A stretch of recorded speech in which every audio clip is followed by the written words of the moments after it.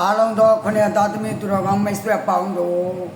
မင်္ဂလာပါဆရာခုတခါတောက်ကြသားသမီးတို့အတွက်တပတ်စာ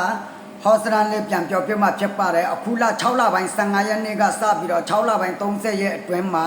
တောက်ကြသားသမီးတို့အတွက်ဟောစရန်ဖြစ်ပါတယ်ဒီဟောစရန်လေးကတော့တောက်ကြသားသမီးတို့ဒီရပိုင်းလေးမှာမိမိတို့လုပ်နေတဲ့လုပ်ငန်းလေးတွေကိုရပ်ဆိုင်ပလိုက်တာမျိုးအလုတ်ကိုဖြတ်သိမ်းပြစ်တာမျိုးအလုတ်ကိုဖြတ်စည်းပြစ်တာမျိုးကြုံရတတ်ပါတယ်ဒါကြောင့်မို့လို့အထူးသဖြင့်မိမိတို့စီးပွားရေးလောကမှာဒီဘက်ရပိုင်းမှာအလုတ်ကန်အစင်မပြေတာเนาะကြုံလာလိမ့်မယ်တကယ်လို့အလုတ်ကိုလုံးဝမဖြုတ်သေးဘူးမပြတ်စည်းသေးဘူးဆိုတဲ့လူတွေကလည်းဒီဘက်ရပိုင်းမှာအလုတ်ကိုဒိုရင်းနဲ့ပေါ့เนาะတုံးလို့တန်လန်ကိုလို့ကလန်လေးတွေနဲ့စီးပွားရေးလုပ်နေရမယ်ထူရှာတဲ့ဝင်ငွေကောင်းသောဝင်ငွေမရှိတာမျိုးဖြစ်နေမယ်ပေါ့နော်ငွေရေးကြေးဝင်ငွေနောက်ကျမယ်ပေါ့ဗျာဒီတလဒီ15ရက်အတွင်းပေါ့တောက်ကြသားသမီးတို့ကဝင်ငွေကံနဲ့ပတ်သက်ပြီးတတိထားပေးပါနောက်မိမိတို့အနေနဲ့စိတ်ပြာရများလိမ့်မယ်ဒီရလောက်ရကောင်းလို့ဟိုဟာလောက်ကကောင်းလို့တော့ပေါ့နော်ဥမာလူ100မှာအယောက်85ယောက်လောက်ကလေအလုတ်နဲ့ပတ်သက်ပြီးစိတ်ဆင်းရဲမှုကြုံတာမျိုးအခမ်းမသိဒီဘက်15ရက်အတွင်းမှာကြုံရမှာဖြစ်တယ်ဒါကြောင့်ဒီ6လပိုင်း15ရက်နေ့မှနော်6လပိုင်း30ရက်အတွင်းမှာတောက်ကြသားသမီးတို့ဒီခရီးမထွက်ပါနဲ့ခရီးကံမကောင်းနိုင်ဘူးစီဝါရဲ့လောကနဲ့ပတ်သက်ပြီးကိုယ်အကြံပြုသလိုမျိုးမိတ်ဆွေကောင်းနေတော့တွေးရလိမ့်မယ်ဒါပေမဲ့သွားမလုံလိုက်နဲ့အစင်မပြေတာမျိုးကြုံလိမ့်မယ်ဒါကြောင့်ဒီဘက်ရပိုင်းမှာစီဝါရဲ့လောက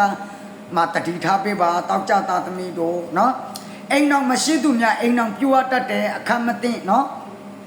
ကြိုက်လို့ရှစ်လို့ယူပြေးတာမျိုးတွေเนาะထွက်ပြေးတာမျိုးတွေခိုးရလိုက်တာမျိုးတွေကြုံရတတ်တယ်တောက်ကြသားသမီးတို့တကယ်လို့အိမ်အောင်ကြပြီးသားမိတ်ဆွေတွေဆိုလို့ရှိရင်လည်းပေါ့နော်